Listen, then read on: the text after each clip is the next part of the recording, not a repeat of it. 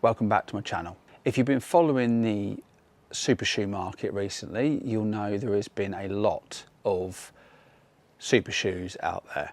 I'm looking at the Puma Deviate Nitro Elite 3, which is Puma's offering into the going fast race day shoe. Straight up, the reason these brought to my attention were for two things. One, I have raced and run in Pumas before and been very happy with them. And secondly, these were about £100 cheaper than any of the other big name brands in this field. So I wanted to give them a try and see if they hold up against the competitors. Firstly, this is a lightweight race shoe. It's 195 grams in a US size 9. It's got a 40mm stack height on the rear, 32 in the front, which is an 8mm drop, which is comparable to most race day road shoes. The fit on the shoe I find is quite spacious-ish on the forefoot. There's enough space for me to spray my toes as I land and kick off, but the midfoot is a little bit snug. Not tight, but snug, as is the heel and the heel counter cup. I've got quite narrow feet, so this works in my favour. I get a lovely, good, tight lockdown. Due to the tight lockdown, I don't get any rubbing or chafing or hot spots. So this works in my favour. If I had a wider foot shape or a wider feet, I might be tempted to even go up half a size or just try first. It might be they're not the right shoe for you. For lockdown, it's great. It gives you a good, secure lockdown. It's highly breathable, very little or no stretch to it. So you have to get the lockdown right when you tie your laces, and then that's it. Puma does seem to have done a good job of making a race day shoe without skimping too much on some of the elements that some race day shoes do. Then we move down to the midsole cushioning.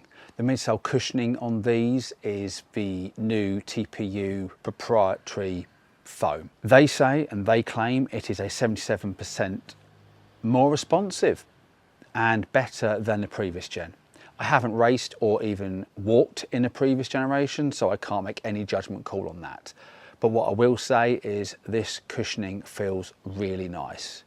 It's got a nice initial squish to add to comfort on landing, but when you drive off, that plate kicks in and gives you a nice, sharp, responsive push. I would say for slower tempo work, it is a little bit disjointed and doesn't roll quite so well through the foot with the rocker. So if you are a slower paced runner or you like a more of a general all-round shoe, try it first and then maybe switch to something else if need be.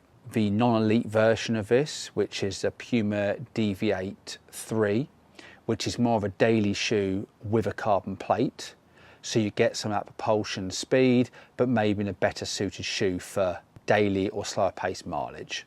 The outer sole is Puma's Puma Grip rubber. Now, you've probably heard about this, seen it in other shoes. It is exactly what it says on the cover. It is a very grippy, hard wearing rubber they put on a shoe with a tread pattern, which just grips in almost any condition and has a very high durability rate. You can pack through loads of mileage on these with very little wear showing.